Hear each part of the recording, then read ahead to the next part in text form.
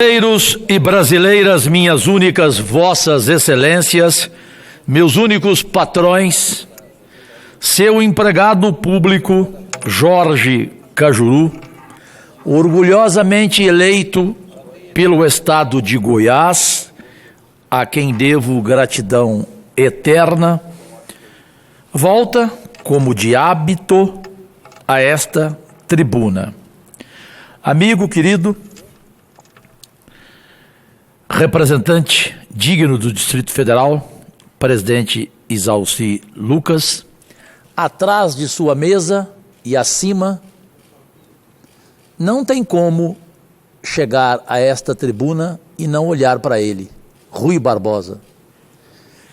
E aproveitar para recordá-lo, pátria amada, quando ele disse: de tanto ver triunfar as nulidades, de tanto ver prosperar a desonra, de tanto ver crescer a injustiça, de tanto ver agigantarem-se os poderes nas mãos dos maus, o homem chega a desanimar da virtude, a rir-se da honra, a ter vergonha de ser honesto. Rui Barbosa. Sei que o presidente Isalci e a maioria absoluta deste Congresso Nacional vai concordar com o início de minhas palavras, fora de pauta, ou seja, antes do tema que vou abordar. Em julgamento, ontem, a segunda sessão, no Supremo Tribunal Federal, a prisão em segunda instância. O placar, até agora, com 7 votos dos 11 ministros, é de 4-3. Ou seja, como se fosse um jogo de futebol dos bons tempos, entre Internacional e Cruzeiro, Palmeiras e Corinthians, Fla-Flu, Grenal, 4-3. A pátria amada queria que estivesse 4-0, pelo menos em sua maioria, não 100%. Está 4-3. E como não ser justo, especialmente eu, Jorge Cajuru, crítico até então ferrenho de um ministro do STF, ex-ministro da Justiça, Alexandre Moraes. Para mim foi dele o melhor voto. Ele deu uma aula jurídica, querendo a permanência de criminosos de todas as espécies nas cadeias, e não a liberdade geral deles. Parabéns, ministro Alexandre Moraes. Seu voto foi o melhor.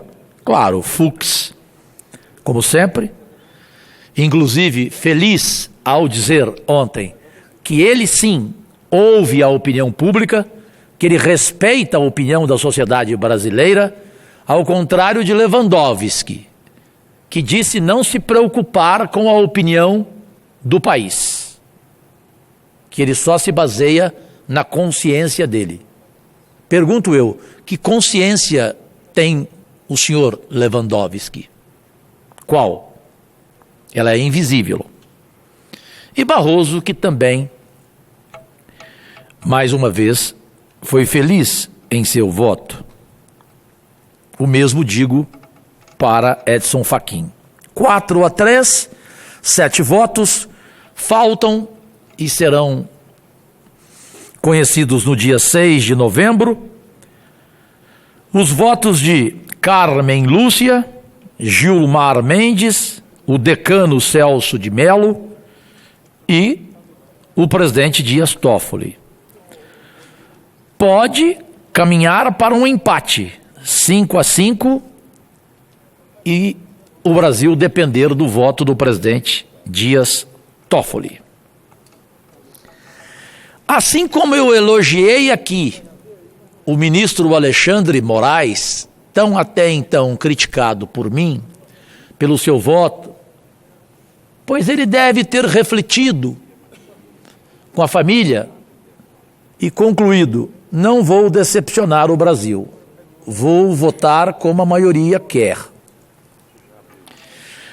Eu pediria ao presidente do Senado, tão querido, Davi Alcolumbre, e eu gosto dele de graça, queria até conhecer a sua esposa, tão simpática, tão carinhosa, que aliás me trouxe do Vaticano de presente esse crucifixo, porque eu amo usar crucifixo na mão, Deus, porque eu sou agarradinho a ele.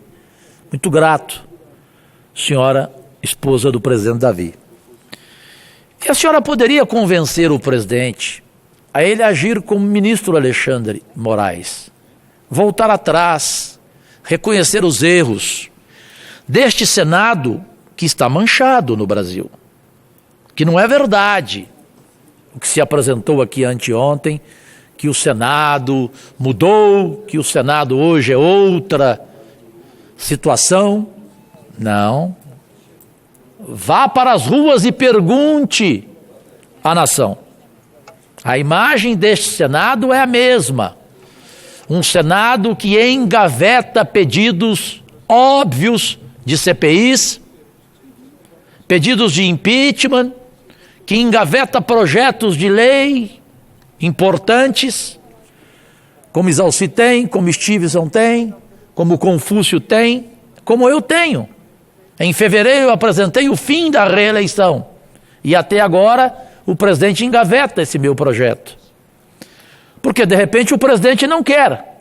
O presidente que na campanha gritou que era contra a reeleição. Só que agora no poder ele quer a reeleição. Projeto meu, apresentado em fevereiro, para cortarmos na nossa própria carne 50% dos gastos, não só nossos, de toda a máquina pública brasileira, o que representaria uma economia de 3 trilhões, de quase 4 reformas da Previdência, senhoras e senhores. Para darmos exemplo ao país nessa crise. E o projeto está engavetado. Então, presidente, reflita. Mude, como o senhor chegou aqui, prometendo um novo Senado. Porque esse Senado continua o mesmo, velho. Ou seja, segue uma capitania hereditária. Uma pauta venho hoje à tribuna com um objetivo mais do que especial, aproveitando a proximidade da data em que se comemorou o Dia da Criança, quero pensar em voz alta, com os senhores e as senhoras, e com a pátria amada, sobre como estão e para onde vão as crianças brasileiras. Sei que o senador Confúcio Moura tem a mesma preocupação, que o capitão Stevenson também, que o presidente Isalci também. Pensar sobre os problemas que envolvem a nossa infância implica cuidar não somente do presente, mas acima de tudo do futuro do Brasil. A primeira grande idealização de políticas de proteção à criança no mundo ocorreu com a Declaração de Genebra em 1924. Entretanto, somente depois da criação da ONU, após o fim da Segunda Grande Guerra e da Unicef, é que os países passaram a dar mais atenção às suas crianças. Destaque-se que o Brasil, com o artigo 227 da Constituição em 1988, foi o primeiro país a adequar a sua legislação aos princípios da Convenção sobre os Direitos da Criança, adotada então pela Assembleia Geral das Nações Unidas em 1989. Desse artigo da Constituição nasceu o Estatuto da Criança e do Adolescente, o famoso ECA. O Estatuto, considerado uma legislação avançada e que chega a ser imitado por outros países, é explícito ao afirmar que a criança e o adolescente têm direito à proteção, à vida, à saúde, mediante a execução de políticas públicas que permitam o nascimento e o desenvolvimento sadio e harmonioso em condições dignas de existência. Concordo plenamente com o padre Júlio Lancelotti, da Pastoral do Menor, quando, em outras palavras, disse ele que não se discute profundamente uma política pública articulada, universal, complementar, sem a parceria da sociedade civil. Além do mais, temos que ter bem claro que o ECA não é uma lei da criança pobre, mas de todas as crianças. Temos que nos preocupar com os seus direitos, embora sabemos nós, as crianças pertencentes às camadas mais pobres estão sempre mais vulneráveis. As políticas públicas brasileiras, conforme chamo a atenção, garantem legalmente uma série de direitos às crianças, mas muitos desses direitos não chegam a ser implementados.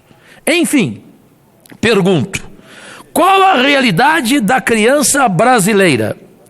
Valho-me da base de dados do Centro Internacional de Estudos e Pesquisas sobre a Infância que, em convênio com a PUC Rio de Janeiro, tem coletado dados sobre a infância no Brasil.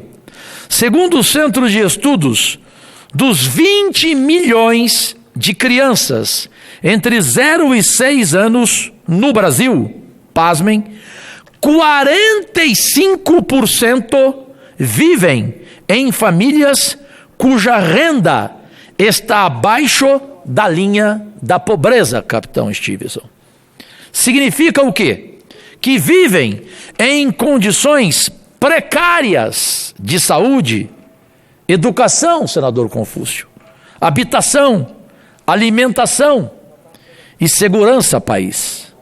Cerca de 46% da população infantil urbana e 95% da população rural residem em domicílios que apresentam condições inadequadas de saneamento, o que leva a acarretar uma série de problemas de saúde. Em torno de 3,5 milhões de crianças entre 0 e 6 anos de idade vivem em áreas rurais, onde as políticas públicas e a infraestrutura são insuficientes ou inadequadas. Cerca de 60% das crianças entre 0 e 6 anos são negras ou pardas e enfrentam condições piores do que as crianças de famílias brancas. Em média, no Brasil urbano, 18% das crianças na idade entre 0 e 3 anos frequentam creches. Esse índice, contudo, é de apenas 8% na região norte, por exemplo. A oferta de creches para todas as crianças brasileiras seria um passo fundamental para a promoção do desenvolvimento pleno das gerações mais novas, além do apoio indispensável a milhares de mães que precisam trabalhar.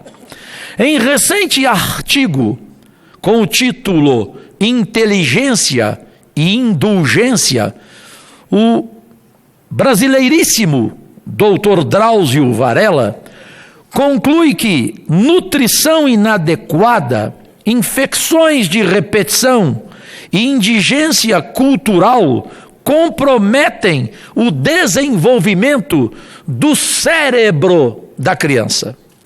Por esses motivos, não posso, presidente Zalci, terminar aqui o meu olhar sobre a criança brasileira sem chamar a atenção para a situação dos meninos e meninas de rua no Brasil.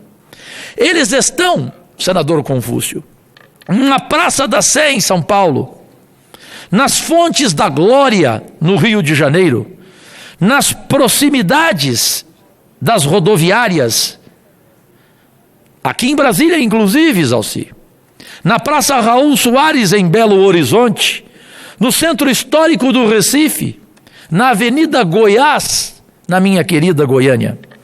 Enfim, fazem-se onipresentes nas ruas das médias e grandes cidades brasileiras de norte a sul.